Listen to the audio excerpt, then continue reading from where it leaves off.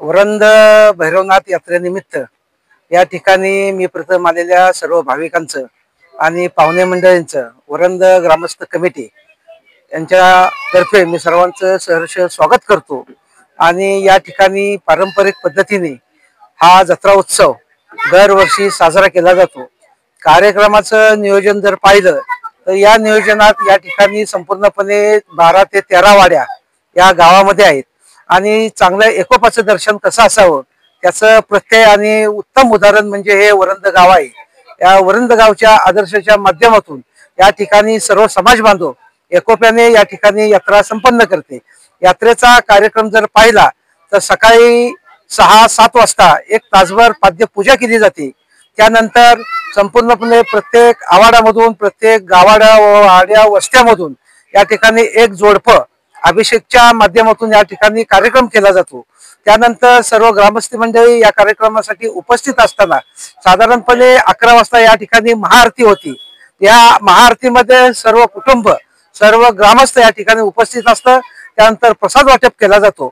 एक पालखीचा सोहळा म्हणून दुपारी 3 वाजल्यापासून आत्ताच्या हा मे महिना असल्यामुळे कडक उन्हाचा त्रास आहे आणि त्या संदर्भात म्हणून एक 4 वाजता एक ग्राम प्रदक्षिणा या ठिकाणी पालखीच्या संदर्भात निघते आणि हे पालखीमध्ये सगळे लहान मोठ्यापासून सर्व लहान थोरापासून सर्व समाज बांधव एकत्र येऊन आनंदाने गाल गोपाळापासून या भैरी मंदिरापासून ते ग्रामपंचायत आणि मारुती मंदिरपर्यंत हा पालखी सोहळा साजरा केला जातो।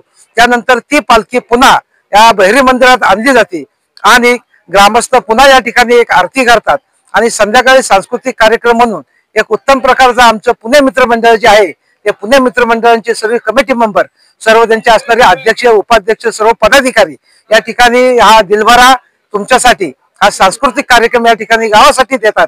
त्यांचंही मी या ठिकाणी वरंद ग्रामस्थांच्या वतीने हार्दिक स्वागत करतो, त्यांनाही धन्यवाद देतो आणि ग्रामस्थांच्या वतीने पुन्हा एकदा सर्व जनतेला व्यवस्थितपणे कार्यक्रम साजरा झाला पाहिजे हे मी त्यांना आवाहन करतो। त्याचप्रमाणे उद्याचा कार्यक्रम सकाळी नेहमीप्रमाणे या ठिकाणी आरती होते। त्यानंतर एक तिखट नैवेद्याची परंपरा या ठिकाणी या 14 गावाची 96 कोळीची जी म्हणतात ती परंपरा या ठिकाणी तिखट नैवेद्याची असते।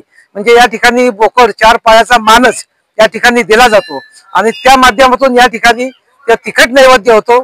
त्यानंतर संध्याकाळी महत्वाचा कार्यक्रम म्हणजे या पश्चिम महाराष्ट्रात ज्याप्रमाणे कुस्तीचा आखाडा रंगला जातो त्याप्रमाणे ह्या महाड तालुक्यामध्ये महाड म्हणजे रायगड जिल्ह्यामध्ये हा सर्वोत्कृष्टपणे या ठिकाणी कुस्तीचा जंगी सामना या ठिकाणी प्रदर्शित होतो आणि तालुक्यातून भयंकर मोठे लोक चांगले लोकप्रतिनिधी या कार्यक्रमासाठी उपस्थित असतात आणि कुस्तीचा आखाडा या ठिकाणी चांगल्या पद्धतीने साजरा होतो आणि कुस्तीचा आखाडा झाल्यानंतर या ठिकाणी शेवटची रात्री 8 वाजता महाआरती होती आणि या कार्यक्रमाची सांगता होती। पुन्हा एकदा या माध्यमातून जत्रा कमिटीच्या संदर्भातून यांच्या या सर्वांच्या माध्यमातून मी सर्वांचं ग्रामस्थांचं पाहुणे मंडळींचं समस्त लहान मोठ्या थोरांचं सर्व वाडी वस्ती लोकांचं यांनी पूर्णपणे सहकार्य केलं या सर्व मंडळींचं मी हार्दिक स्वागत करतो, मनापासून धन्यवाद देतो आणि या ठिकाणी थांबतो। जय हिंद।